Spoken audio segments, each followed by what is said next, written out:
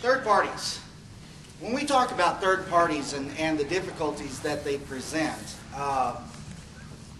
I fear that what we sound like sometimes is that we are whining about the effect that third-party movements hope to achieve. When they hear us say, but if you guys do this, we can't win, they say, good, that was our whole point. We don't agree with you people enough for you to be in office. When we phrase it as if it is only affecting us or the party, national, local, state level, doesn't make any difference. They see that as a victory, yes, a symbol of their effectiveness. Right. And therefore, when we do that, we don't have the effect that we would like to have on their conscience and on their intellect and on their emotional state concerning our nation and how it is that we are to be engaged with one another. So I would encourage us all not to phrase those objections that way.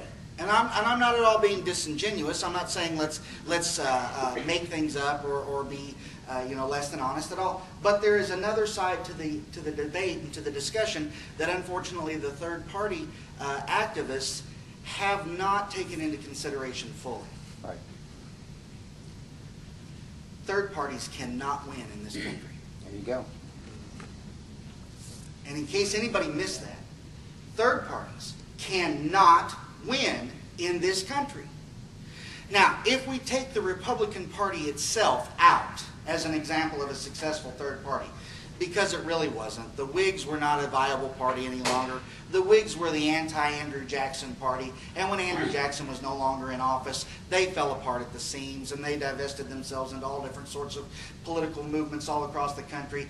The Republican Party was as much an extension of a refusal to adhere to the effects of the Kansas-Nebraska Act of 1854 than anything else, but that's way too... Nobody cares.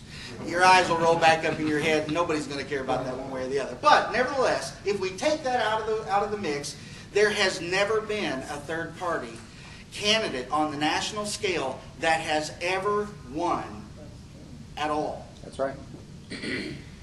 There are reasons why that is. That's right. They are three in number, and I'll try to address each of them so that we can effectively try to talk to people about the third party. And when I say this, let me start off by pointing out,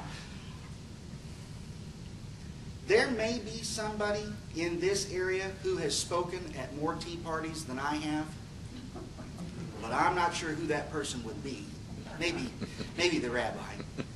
I have spoken at several all over the area, and am pleased to do so, and I believe in the tea parties, but not as a movement of a new party, right, but rather as an expression of our desire to be heard as citizens by our government. Yes. So I'm all for the movement of conservatism being heard in the streets. I'm all for that. We've got to be. But to translate that into what some Tea Party people and organizers have hoped it could be, that is the creation of a new third party, I disavow that entirely, and I'm not at all interested in creating a third party. That has lost me some friends. That has lost me some support. I stand firm and won't be moved on that at all.